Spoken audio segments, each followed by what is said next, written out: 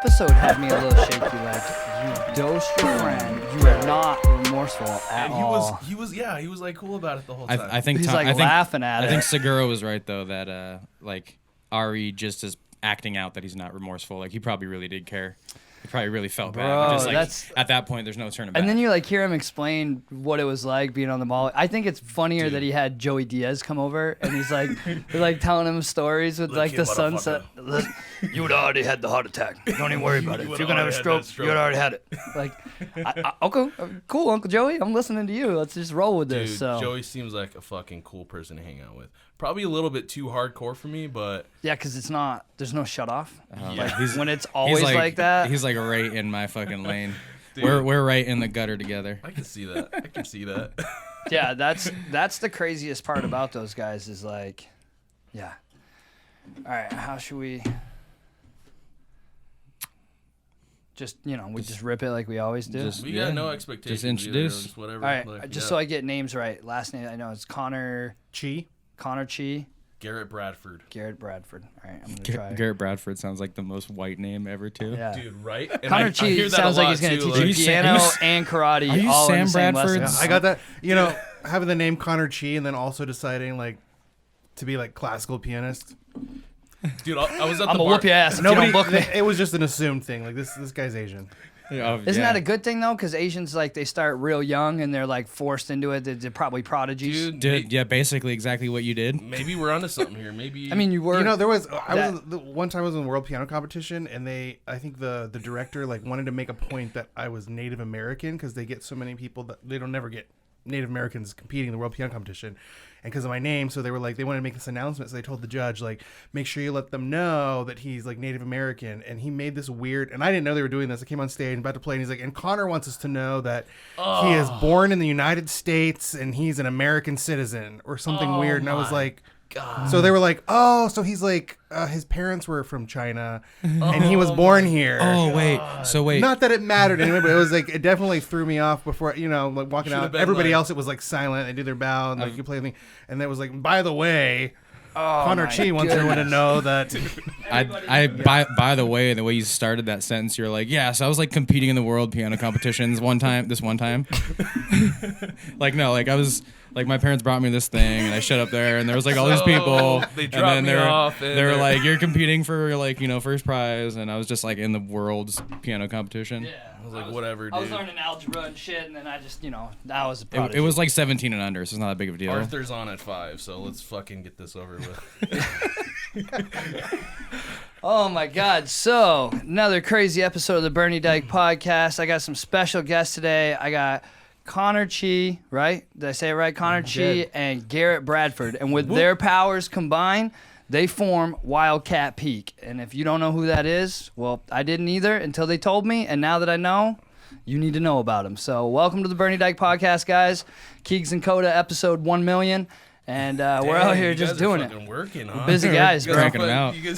We get like Tyrone on your shirt over there, and they just keep going. Yeah, we put out like 788,000 last night. Breathing all the white man's air. White power. Once you have a peanut butter and crack sandwich, bro, you can pump out like 15 episodes. This is what, like, it's amazing. Arthur Bigsby, man, he's great. That's crazy. So let's start off the first portion of this podcast, sticking with the music, with where we all started from. So Wildcat Peak. I thought was real interesting. You guys only got 3 tracks out right now. I want to ask you guys in a few minutes what the future plan is right now, like for putting out more music. But starting off first, where did you guys get like influence from? Because when I listened to the 3 tracks you got on Apple Music and you have on YouTube, you've got 86040, which is the zip code for Page, Arizona. Page AZ. I actually love that song. I love the reggae vibe to it. What you're singing about is like, it's almost like you don't get too far in. Took the surfer stuff and kind of turned it into like a Page thing. But and then you guys are like, it's interesting because your group's not like a typical band. It's just right? 2 of it's us. just yeah, the it's 2 just of us you. two, like, you guys are related, right? Your cousins? man. Cousins, Okay. yeah. Yep. And Grew so up in the same town, That brothers, was because to listen to it, Navajo way we're brothers. So Navajo, there you go. Yeah, so that makes that's even tighter bond right there. It's crazy because like when you listen to it, like any of the songs, it doesn't sound like it's just you two knocking out some like hits, dude. It Yeah. doesn't sound like that. It sounds like you got some people in that room doing stuff. So obviously you guys are playing more than one instrument. You're taking care of more than one thing at a time. For sure.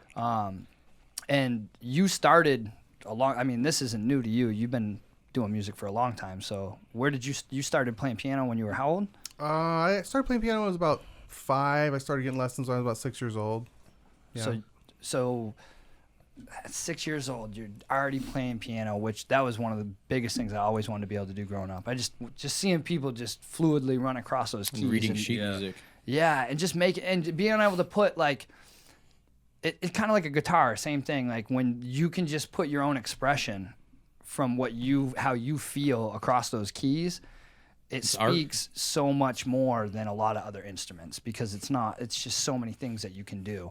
And so that's always been super impressive to me. But I mean, you didn't just play, like you've been pretty big deal for you. I mean, it was a big part of my life. Like I spent most of my musical career, piano, classical piano. I played competitively for a while and went to school for music. But after all of that, like after I got my master's degree, after graduating, it was kind of do I want to go back to school and get my doctorate? Do I want to teach, or do I want to go? And I've kind of moved away from that straight narrow path. You know what I mean? I was like, I want something else. I love playing piano. I'll always do it, and I still do. Compose.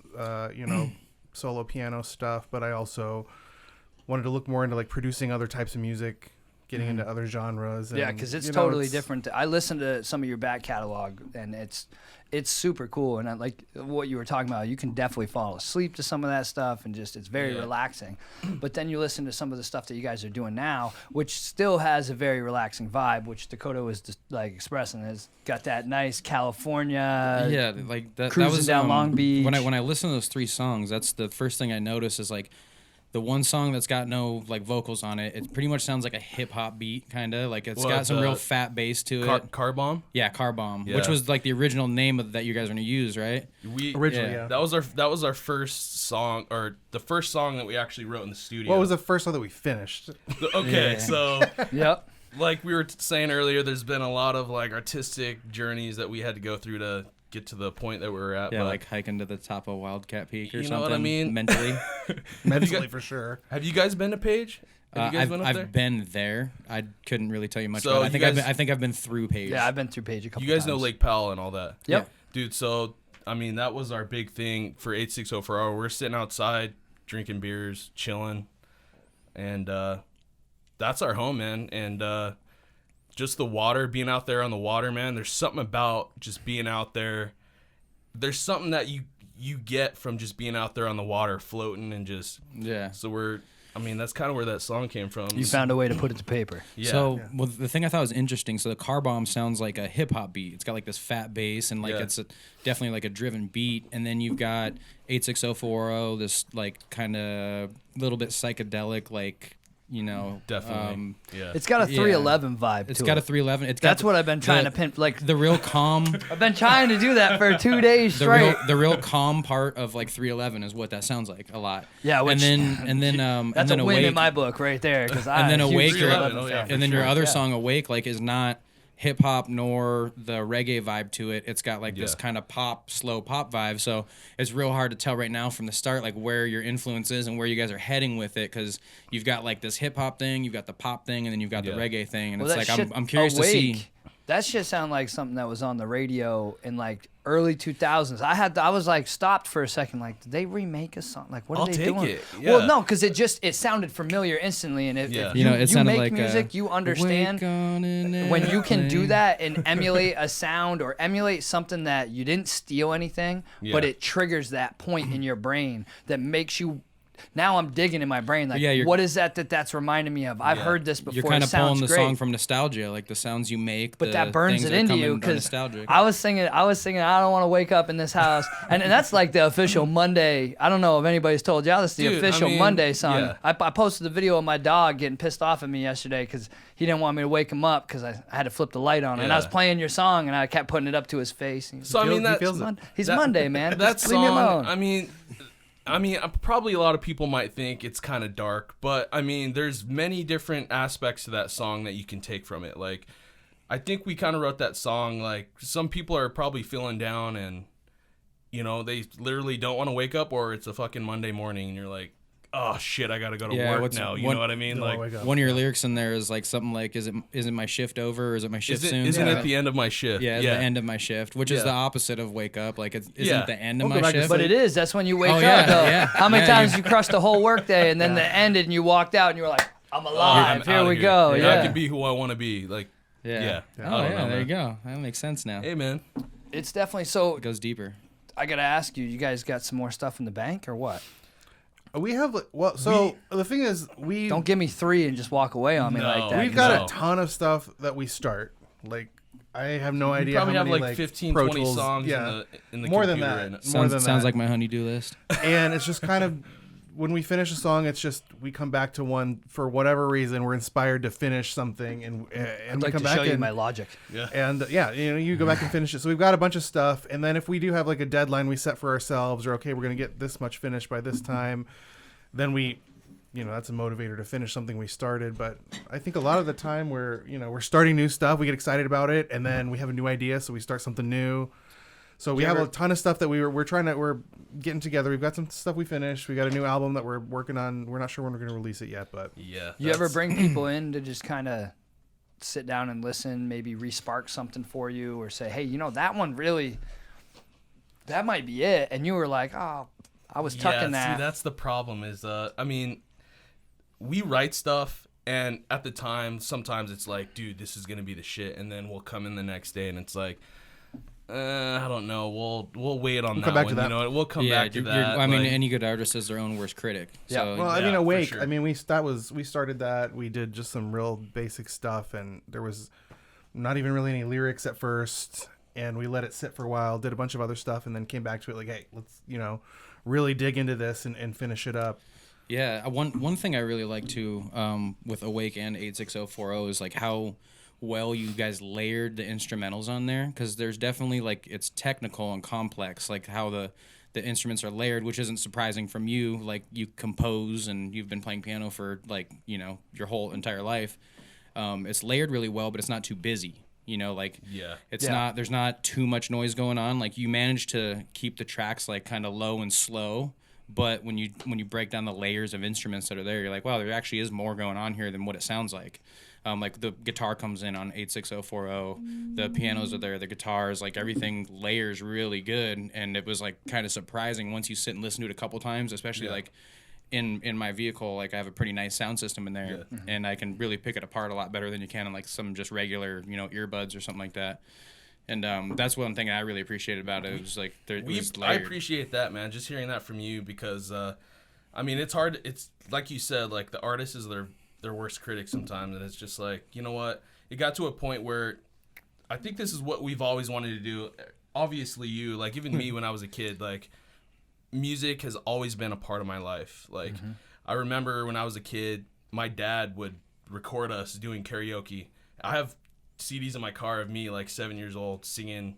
Wait, you have what? What are those CDs? What are those? Isn't that like I don't know how to explain what are they? that. I think they I know call where them to- I know where to get shims them. now. You put them under stuff to like Dude, prop them up. Yeah. You guys still got CDs? You guys still got Dude, they CDs? don't even. That doesn't even have a drive on it for a CD. I have to tell people to try to give me a CD. I'm like, I don't have anything tapes to have play side it. A and B, so their predecessor would be CD. I got the dual CD and tape deck in my car. Oh, Dude, No, I don't. Get out of here. so some of them, like I mean, you could play those at like a festival or even something that was more upbeat and just add a heavy bass line to it at like a certain drop point in it, and those songs would still play great on stage for something like a festival crowd. Or if you got the night show, if you got like a later, where people were kind of chilling and going from stage to stage. Have you guys looked at doing any shows or? I was just thinking for a live show, don't you guys need a couple more people, like to do backup band, basically? We were talking about it. I mean, there's always ways around stuff or rearranging stuff or DJ. You know what I mean? Well, you could have help. I Yeah. mean, shit, Yeah. you could always call us. We could come in and help. Dude, There we go. That ain't a do problem. it. Let's go. Cowbell. Let's do it. I figure it out pretty quick. You show me what needs to be done, and it makes. I already know most of it. So as long as if you just need help making sure that needs to get turned up, because that's the hardest part when there's two of you. is Yeah. making sure all your levels are right, Yeah. and it might seem right until everybody starts making noise. You might not expect them to make, maybe they don't make noise, and now you're too loud. You got to, Yeah. But that's one thing. When I heard your music, I was like, they need to be playing some kind of festivals. Like y'all need Southwest. to. And before we get too far down the road, too, you are on the ballot. How does that work? You're on a ballot for a Nammy. Is that what it is? Yeah, the Native American Music Awards. So that's a pretty friggin' big deal. Yeah, we got 2 nominations.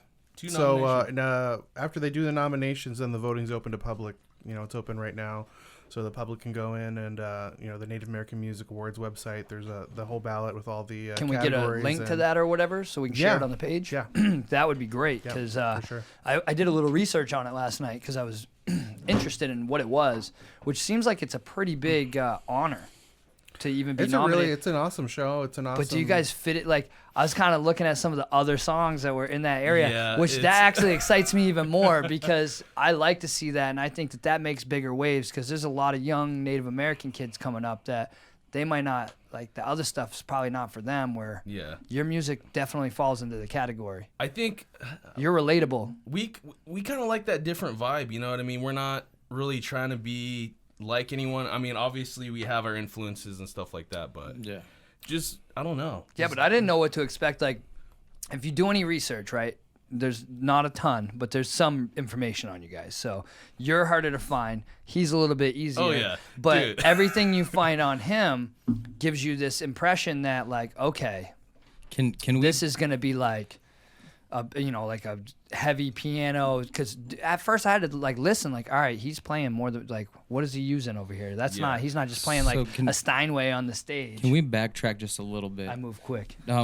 We all moved real quick right there. But I wanted to backtrack to Connor real quick because he was like, yeah, I went this and this, and I graduated from here, and I didn't know if I wanted to get like my doctorate or this and that. You got a You master's. skipped over like your entire upbringing of your life, which I think is super interesting, and I think for anyone listening is going to be like, wait, how the fuck did you find this guy?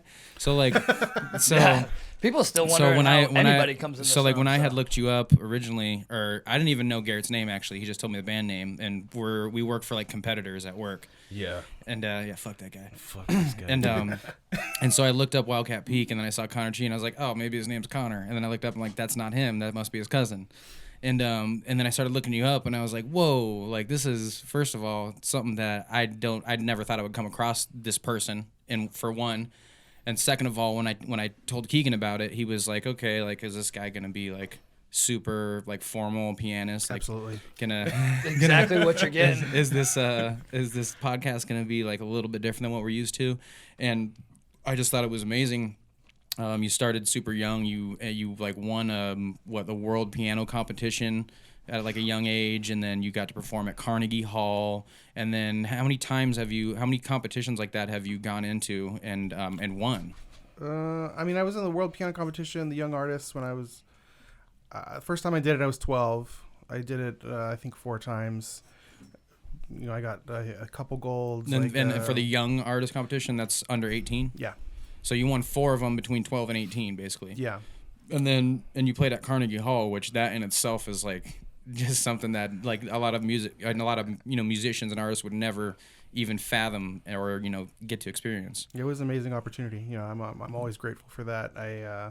It's an amazing place, and playing piano, it's an amazing instrument. That's one thing about playing piano is you're at the mercy of whatever instrument you show up to play. You know what I mean? I've played some pretty terrible instruments, and you have to work with what you have. But to be able to play at Carnegie Hall, you have this wonderful Steinway. It's an amazing instrument. So that was a huge opportunity. I'm super grateful for it. That's insane. Yeah. And that like brings me back to, I was talking about how you guys layered the instruments, and like I can tell the music technically wise is layered really well. And I saw other stuff of yours when I was looking you up that you've composed like actual like compositions, like shows. I'm like, oh, it makes sense that music is just like such on point, and it's really tight. Like I said, it doesn't sound too busy. It's not like a punk rock song where everything is just layered and slammed over each other and it sounds messy. It's like there's actually a lot of layers to your music, but it's all very tight and crisp, and it stays like in the same tempo and in the same flow to where you don't notice there's that much going on in the background. Well, and you can't tell, like, again, with your background, that music doesn't give you 100%. Like, I still was not sure. You know what I mean? Like I listened to it, I'm like, okay, so he's probably not singing. So it's probably him that's singing because, you know, that's how a band works is he's doing something. So I was like, I'm still not sure how how this is going to be for him. He's been in so many prestigious places. He's done things like that. Like, then I watched your music video and I was like, oh, cool, man. These guys are going to be awesome. I was so excited. And I posted it for anybody that hasn't watched it. We appreciate it, man. No, man. I was so happy when I saw that. I was like, because I didn't know. Like, I had no idea. I didn't look at your age. I didn't look at any of that stuff. I just looked at, like, the basic, you know, what it was, listening to the music. And I was just like, okay. That shirt, though, had to be in the music video because we found that his we decided to start filming that like we'd been planning the music video for a while, you know, talking about stuff, and then our schedules, like, they rarely line up. It's like once, maybe 2 days a week or every couple weeks. So it was kind of last minute, like, we're gonna shoot this today. Like we've got the location, we've got the time. Let's meet in an hour. And it was like, what are we gonna wear? So I was like tearing through my closet because I don't know what the hell I was gonna wear for a music video. And I thought my roommate had this shirt, the original Boss Babe. I'm like, okay, that's it. That's the one. I had originally gone to with my girlfriend. We went to Goodwill, and I was like, "Dude, what do you got for me?" And I found this. You came up with a He vest. said Goodwill was like a dude. Like, you went to Goodwill's house. Like, hey, Goodwill. What you got, bro? And he was like, man? Over here. He's like, clearance bro, rack. I got this red vest and this skeleton one-piece suit. I was like, dude, that's it. Went to a dollar store and found some glasses. It's like, dude, we don't take ourselves too seriously. You know what I mean? And Don't ever lose that. yeah. Seriously, I mean, no matter what, don't ever, like, you don't know, man. There was a girl that said, catch me outside and tried to fight Uncle Phil. Tried to fight Dr. Phil. She probably fought Uncle Phil, caught too. her outside, too. And they caught her. and the Phil, bitch rest is her still ass. making more money than all of us combined. And so you don't know, and my point is you don't have to go that direction, but you don't know at what point. We might. Hashtag It Dr. works. Phil. I mean, original Boss Babe. You never We know. need to have a talk, Mr. Phil. Mr. Phil. So yeah, it's crazy because when I watched the video, I was just like, all right, these dudes are really chill. They're enjoying themselves, and that's what made me, like, I was so excited. I even told my wife, like, we watched it twice, and I was laughing, and I was just like, I'm so relieved that I don't have to come in and be like really structured because I don't like to structure this thing. I like to just kind of have a conversation with everybody. Typically, it seems more organic. Everybody gets to have fun. But I will do it the other way because I'm never about to turn down somebody that's got accolades and has earned it. Like, they've earned that position to be able to talk about what they've done. So it was exciting to see that you kind of have both of those sides where you get to talk about it. You're very humble about it because let me tell you right now, I would be at every, like, big resort, like, you know, when you go to, trying like, to get my dick sucked Doubletree. everywhere. Yeah, you know when you go to, like, baby. the Doubletree, the Hyatt at Gainey Ranch, and they got that big badass piano right down there. I would just be like strolling by, and I would be like, you. Hey, all check your this wives, out. all your wives out there. Bernie Dyke podcast coming straight to you. I mean, but that's. I know I'm not Bill Clinton, but there's a dick you could suck in this room that, I mean, I got some accolades, Yeah. okay? Oh, Hillary. I just think that's always been one of the most impressive things to me is anybody. There's like three things that I've always been intrigued with: is piano, guitar, and skateboarding. Dude. Because you look at any of those things and, like, you better know you better be good. Yeah. Because if not, you're either gonna suck, sound like shit, or get hurt. And It's piano, man. You suck. You can get hurt. It's really interesting. What was the video that you just put out, like the Gila Monster? Is that what it was? Yeah. So it's really interesting. You watch the Gila Monster, and that's like a traditional, like a Native American. You did piano. It's got, like, I can just picture, like, as soon as it starts up, like the eagle flying over. Like, you're like, this is all right. I can see where we're going here. And you're like in the middle. You're like in the desert, like next to like a big plateau and stuff. And it's a great video, shot great, and obviously the piano in it speaks for itself. That was. But then you go and you watch the video of Wildcat Peak, and you're like, wait, it's the same dude. This is fucking. This is wild. All right. Dude, so The progression is amazing with this one. Where he filmed that was out at my grandpa's house, and it was actually probably. It was right next to Wildcat Peak. Right next to Wildcat Peak. I mean, that's why we came with the name. Was inspiration. That's where we grew up. I mean, it's Right next kind to of a cool Wildcat Peak. name too. Like, it's a wild. Look at this Wildcat. You know what I mean? I don't know. There's something. Bro, dig it, and man. y'all could be some wildcats that are about to peak. Who knows? You know what I mean? I'm Like, peaking. there's so many. I'm peaking. I'm peaking right now. Dude, did you As long guys as the ever levels aren't peaking. grow up or have family on the res? Oh yeah. We still do. Yeah. Yeah. I mean, Yeah. we used to, in our childhood, we spent a lot of time. I mean, we grew up in Page, like mostly. You know, we spent a lot of time on the res. That's where our grandparents lived. They have a couple places, home sites out there, right by Wildcat Peak, Red Lake area, Tonalea. So we spent a bunch of time together there as kids. You know, we parted ways for a while when I moved, you know, East Coast to go to school and stuff. But moved back here, we reconnected and sort of, Yeah, you man. know, finished what we started when we were kids. We were both into music as kids and always, you know, doing creative stuff. Yeah. So what do you play again, My Garrett? so my dad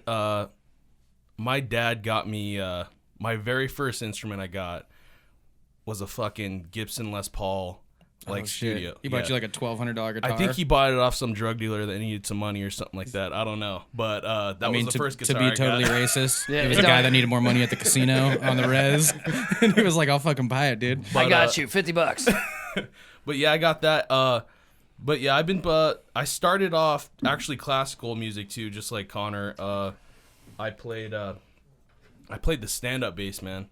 Yeah, I started Oh, wow. in 6th grade. Fretless. I was fretless, the stand-up, and I was like, should I do this, or are people gonna like me if I? Can you still play it? I can still play it, Bro. So Are we gonna get like one of these days? I want to see it in a music video, and because you don't even have to play it in the song. I'm you, down. You could play it. Any one of you could. You throw it on a keyboard and just use it. they're just so Well, expensive, man. I wish I could afford one. We can but- rent one for a day to Yeah, shoot a we- video. That's what I'm saying. We if you, can rent and if one you for rent a an day. electric one, you can always throw like a pedal on it Dude. and like some synthesizers and make it sound different. We need to hang out more, man. Actually, I feel like actually, I got know, all these ideas. I feel like Jack Black in I that know. movie. I got all these ideas, man. Right? I know somebody who shirt has a with a stand-up woo. bass actually. Really? Yeah, he's actually a musician that, musically wise, has actually decent accolades right now too. I've talked about him once before. I want to get him on. He has a bluegrass country band, Yeah. and I don't know, maybe We're get gonna him go on the podcast. from rapper to what do you guys categorize yourself as? nobody knows. I don't know. Me neither. I like it. It's something though. else. I think that's one of the reasons we decided. 'Cause Alternative is technically the Yeah. area you're gonna fall into. So like we wanted to release a single, but we were also at the same time like, you know, we should release more than a single because you release one track as our first thing.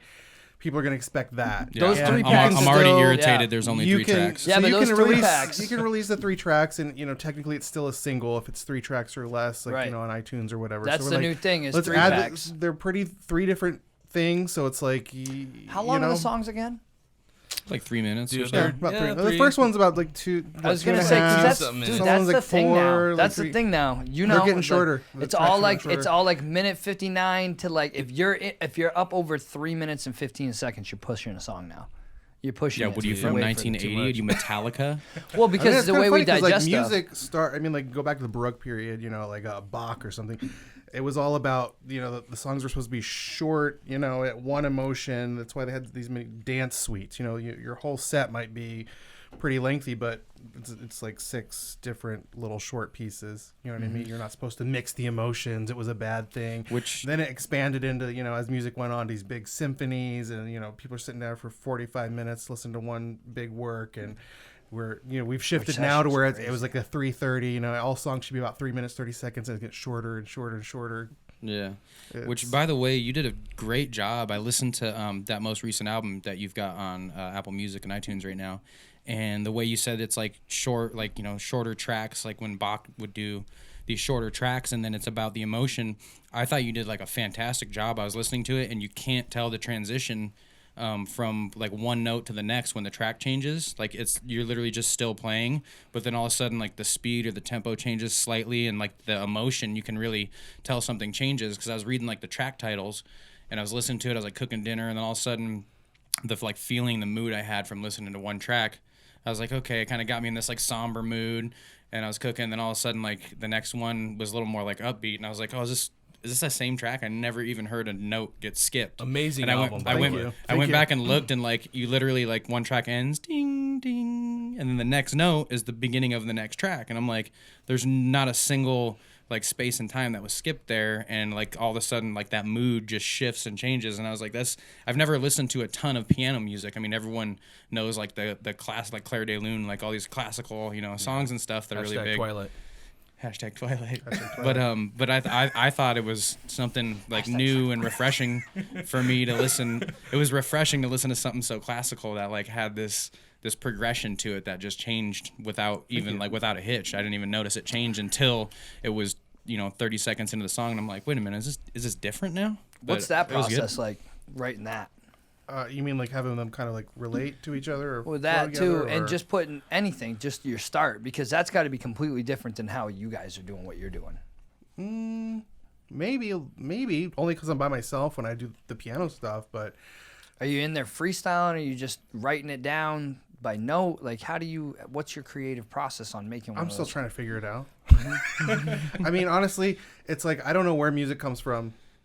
I wish I knew. You know what I mean? Sometimes I can come in and write a whole piece, record the ideas down, and then just move some notes around and polish it up. Sometimes it's just sit there and improvise. You got to figure For out the next note. few hours, or you know what I mean, Dude, it's hard. You know Well, what I mean? if you stay in scale, For sure, though- you can probably sit and play. Like if you stay in a scale, like you pick a scale and you stay in it, you could just sit and so play as far that as forever. all the pieces, like relating together, I think that goes back to my classical background. Like absolutely. Chopin preludes. They're all like related by fifth or whatever. They kind of flow into the next one. You can play one prelude and it's a good piece by itself, but you can also play all of them and it's a good half hour of like straight through. They kind of flow together like one uniform piece. But I don't know, as far as like composing new music or sitting at the piano and coming up, there's not like a real process where I'm like, okay, here's where it's going to go. There's always that fear that maybe it's not going to come. You know what I mean? Yeah. But for me, definitely putting a deadline on it, that's what I have to do for Yeah. everything. I'm a huge procrastinator. My whole life, like since I was like in school, and they're like, yes, you shouldn't procrastinate. You're not going to do great work. But I think I did it so long that I got really good at procrastinating. And I know that. Dude, my first album I did, I forgot that I was supposed to do it. It was for a fundraiser performance for it was a Wild Spirit Wolf Sanctuary. You know what I mean? Like I had planned to do this album release, but like I'd been pushing ideas around in my head and whatever for months. I think I booked it a year in advance or something, and then I realized, oh, that's next week. So the album I did in the Navajo piano in 2014, I did it, wrote it, recorded it, got it everything in a week. Because I had to. You know what I mean? I was trying really hard. Like, I'm okay today. I block off this, you many days. But like, you I'm gonna didn't let that studio outside shit come in. And you exactly. But when I had that deadline, like, oh wait, it's next week. Dude, it's a good point that I had to do it. And also, there's a point where it's because I'm like, oh, I'm gonna change this, and I got to rework this. This isn't where it is. I have to just let it go. Be like, this is what it is. Move on. You know what I mean? Because I could redo the same 3-minute piece for months and months and tweak it. That was always my problem making beats. But, is I with the deadline, I always let go it go. back. Or if I try to write music, Yeah. I always go back. Like, now I got to change this, and I got to. Now if I freestyle, I can't tell you like we couldn't go back. Like if it's not recorded, it's over. That's it. But I can do impressive stuff with that. And so I record them and I go back and I'm like, okay, I could change this little piece right here. Yeah. And it's more fluid when I do that. But my biggest issue with making the beats that I always try to do is I don't have your ability. So when that idea comes in my head, like, oh, if I could go like, dun dun dun dun dun dun dun dun dun, I can't do that. Well, So like I'm limited to like a loop. The hardest things is that nothing that I've written or the thing that we've done, I think it's the same for both of us, has ever sounded the way it did in our head. But you can produce that sound. Like if it's gonna, you just gotta be happy with what the end result is. Like for sure, like I can hear something in my head, like, oh, this is what I want to do. This is what it's gonna sound like, and try to get there. And it's never. It's an interesting thought. What you brought. So that makes me feel better. It never gets where I want it to go. Though. But then I'm like, hey, this is an interesting direction I never even thought to take. So I have to just, you got to be happy with where it goes. When we watch you guys do that shit, when you're just completely comfortable on a keyboard like that, that's what bugs me is that I'm thinking, all right, when I'm listening to this bass and I have this other thing and I'm like, oh, if I had this piano right now and I went in doing this, and this, in my head I have it, but I can't put it on the keys because I don't understand like where the notes are, how it, and I'll try it and I'll figure it out. It takes me a lot longer. And that's why with loops, if you watch me with loops, I'm the master of taking loops, chopping them, splitting them, and doing like all kinds of changing the instrument of them. Like that's where I get creative on it because that's my way of adapting to the fact that I can't play piano. So I have to, because even with the beat machine, it's the same idea. Like I can't produce what's going on, but I can take this loop and chop it because I know what those notes are. I know what they sound like. I can move it around and then I can make it what I want. And that's what, for me, like there's new programs now that Like the neighbor was showing me the other day. So my neighbor, which that's his mic, his stand. Shout out to Jeff Southwick. He's the guy that like that. The reason I got this is because you need one of those, and you gotta have. And he gave me aggregate devices to be able to hook a lot of this stuff up to be able to make what I needed to do for interfaces and stuff like that. But he teaches at Peoria. He teaches the Peoria Broadcasting Network for the school. So he teaches kids how to do all the stuff that we're doing. And like just yesterday, you guys ever listen to Wax? You know who Wax is, the rapper? I think used to drive around in his Dakota car. showed me that. Yeah. Listen to his new album because some of the music that you guys are making right now kind of correlates with that new album. I didn't even put that together. We were playing with it yesterday, and he had we were playing one of his songs. All right, and it's very upbeat, and it's a lot of guitar and drum and funk and all this stuff. And he can just jump on his keyboards and just start getting in, which obviously you could tear the shit out of doing stuff like that. But to me, I was just like, if I could do that, if I could figure out how to take that little piece, like, I want to just put this little bit in. And it's not like a individual thing someone taught him, like how to do that move, and then it works with this song. Like he had to make it work with that song. And then he switched over to his drum set. He's got the whole garage is completely set up to record an entire thing. And anything that I ever need to know, like he teaches it to me. So shout out to him over there for sure, because he makes it happen even when I'm just missing one thing. It was a good thing that you brought up, like the whole creative process. Sometimes we'll have, just like he said earlier, like our schedules are way off. So when we have time, it's like maybe a day, maybe 2 days, and we'll plan on going into the studio and like writing music. Sometimes we'll go in there and not write a damn thing. You know what I mean? We'll go in there and something will either happen or something won't happen. Like it's like I wish I knew where music came from too, so we could actually get some shit done. You know what I mean? But they say that sometimes that shit's just there. Yeah. Like in the ether. Like you just no, I'm dead serious. They say like when something just strikes you, like dude that wrote Somewhere Over a Rainbow or whatever that song.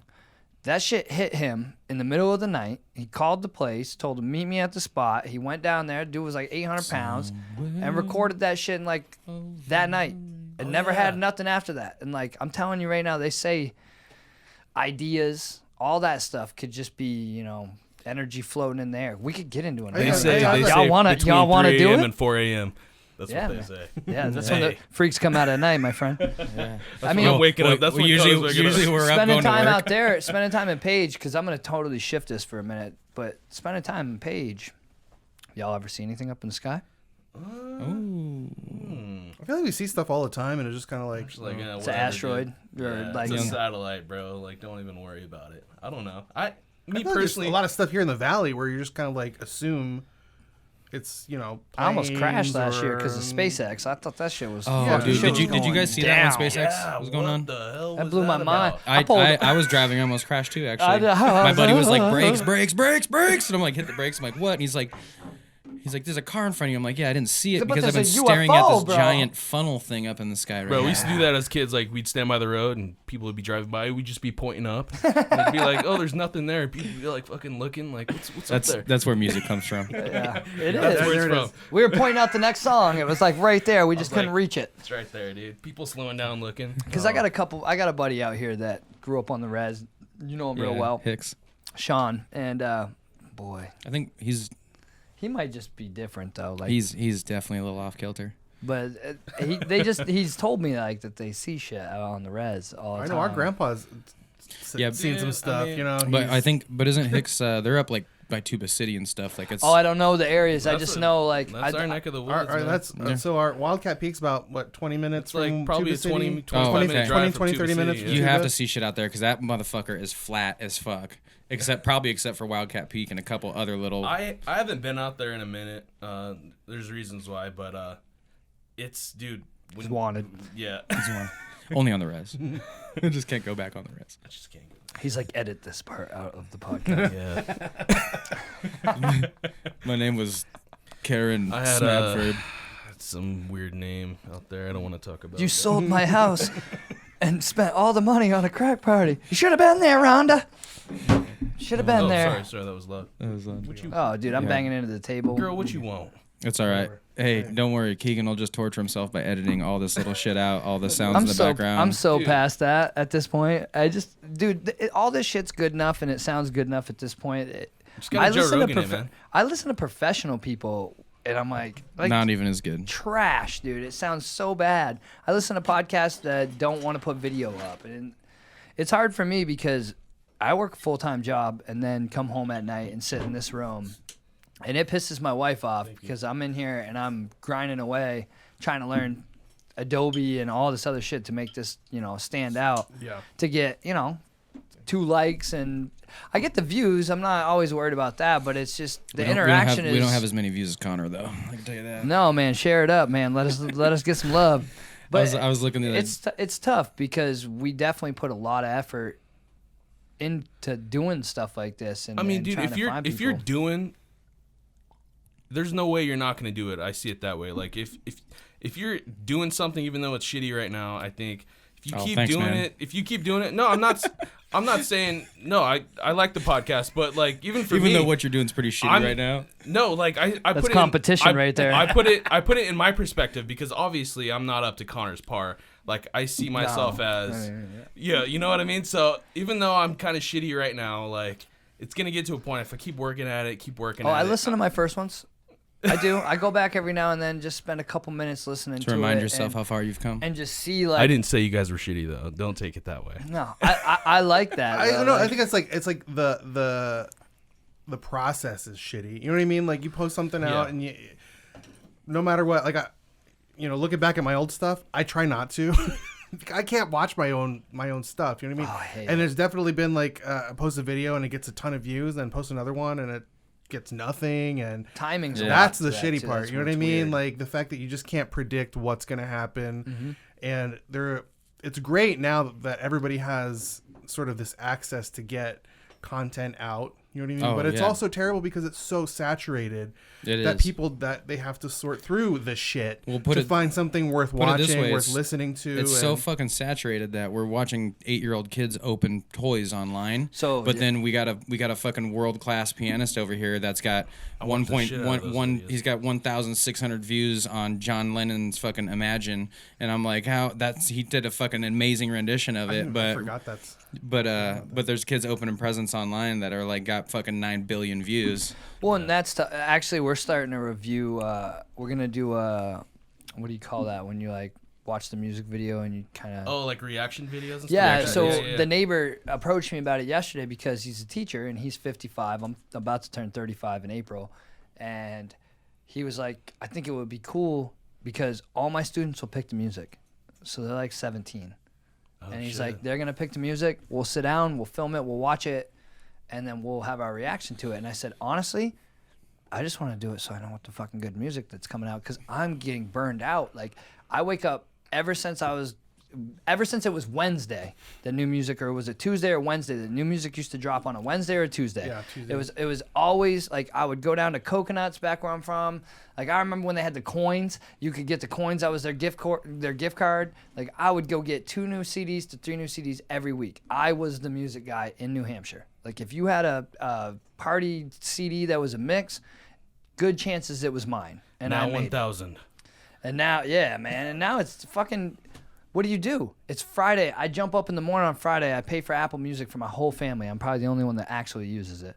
And I just tear through it. And I try so hard to find stuff. And I'm getting to the point now where I feel like I'm turning into an old man where I'm like, I'm not going to listen to these 6 fucking albums right here.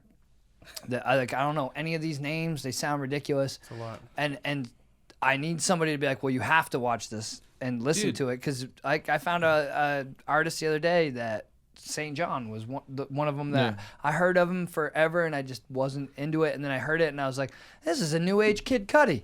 This is great. Like this isn't, I thought it was gonna be some trap rap music, that just another one, and I was just like, I didn't give him a chance. And he's actually decent. And he's really decent, and that's where when he sent the music the first day, I was like running around doing stuff, and he like emailed it or he texted to me, and I listened to it and I was like trying to go fast, and I was like, I gotta listen to this when I get home.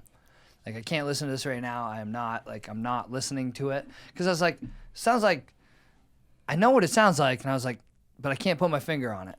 And then when I actually had the time to sit down and listen to it, Like that's what I respect about. Or when I see your face tag on an album on Apple Music. and I'm like, all right, fuck it. He listened to this album. I better listen to it. I'm not gonna be the one that didn't know. But there's not a lot of people like that anymore. I strive to find music. Like I still get goosebumps when I hear music. I'm looking for that. It was a pretty funny conversation when me and Garrett first talked about this. I got my phone in like my breast pocket, my work shirt, and I was listening to a podcast. And he's like, "Hey, what episode you on?" I was like, "What?" He's like, "What episode you on?" Keep in mind, I don't even know his name at this point, but we've seen each other a dozen times, and we always laugh, and we're always like, shooting the shit, being dudes. And I'm like, "Oh, I'm on this episode." He's like, "Yeah, cool, blah blah." And he's like, "Yeah, I listen to a lot of podcasts." I was like, "Oh, yeah, me too." I'm like, too many probably. I was like, "I actually do a podcast." And he's like, "Oh, you should have me on."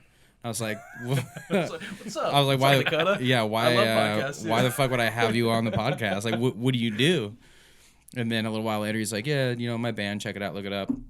And I was like, "All right, I don't want I don't know, is this some kid like that's shitty ass is he YouTube like video doing like trap? Is he doing like trap music? I'm not gonna tell him like, yeah, we'll have you on." I was like, "All right, I'll check it out." That's what was refreshing. And then I listened to it, and I listened to all 3 tracks like 2 times all the way through, and I was like, yeah, these guys are good. I think they're good enough. Dude, I appreciate those text messages that you sent us here with the 86040 on the radio, man. It warmed my heart. I appreciate that. Yeah, I was like.